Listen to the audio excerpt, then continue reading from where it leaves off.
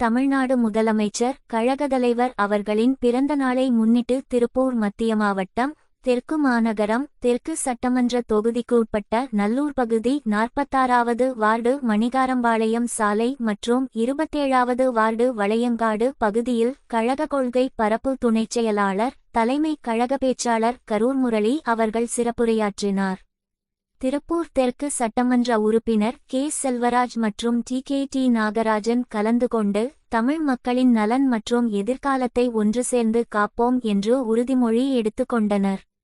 செய்திகளை மீண்டும் காண நீதிப்பார்வை சேனலை சப்ஸ்கிரைப் பண்ணுங்க. ஒரே இலக்கு தமிழ்நாட்டின் நலன்களையும்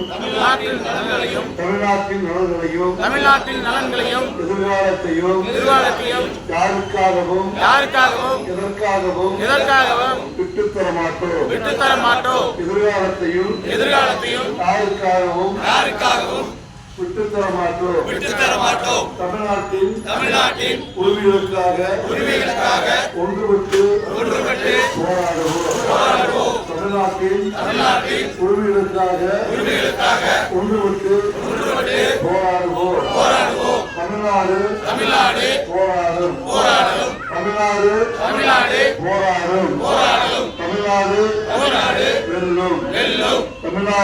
தமிழ்நாடு வெல்லும்.